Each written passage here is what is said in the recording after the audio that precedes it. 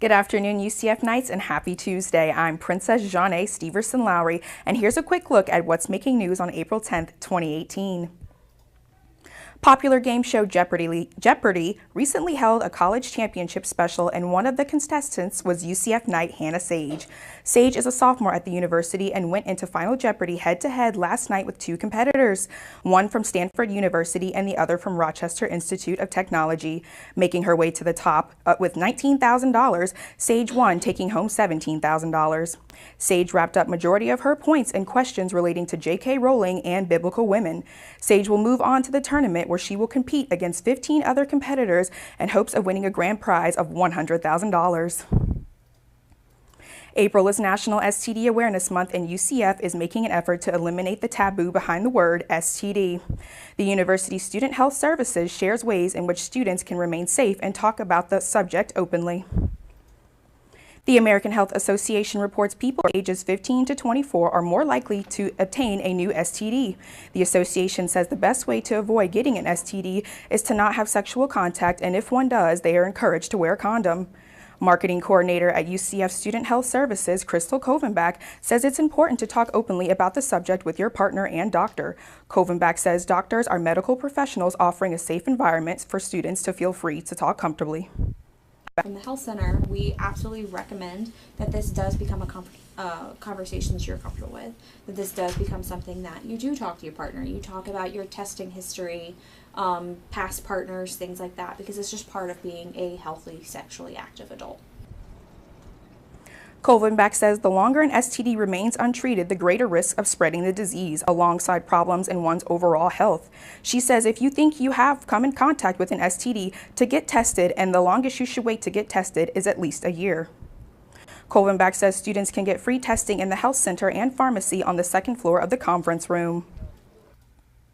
It's also Sexual Assault Awareness Month, and some students at UCF are taking matters into their own hands by creating an organization to encourage students to speak up about sexual assault and harassment.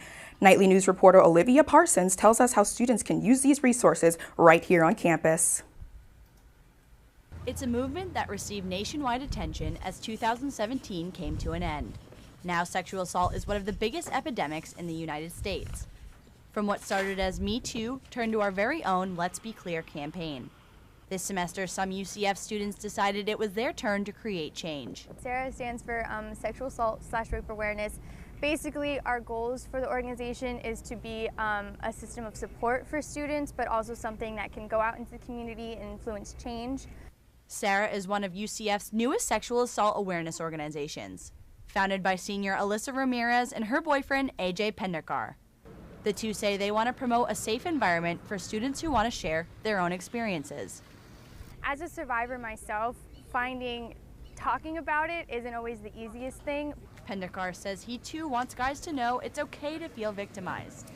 There's really no gender boundaries. It's not only the females that are victimized, but also at the same time, it's not only up to the females to really be fighting to make a change. It can really be on both genders. For UCF students, Abigail Malik says there are multiple sexual assault resources on campus. CAPS, the Counseling and Psychological Services, are often great partners of ours, and Student Health Services, the Ombuds Office. Malik says Victim Services is having a tabling event on April 25th for World Denim Day. This event encourages people everywhere to wear denim to stand with survivors of sexual assault. In Orlando, Olivia Parsons, UCF Nightly News.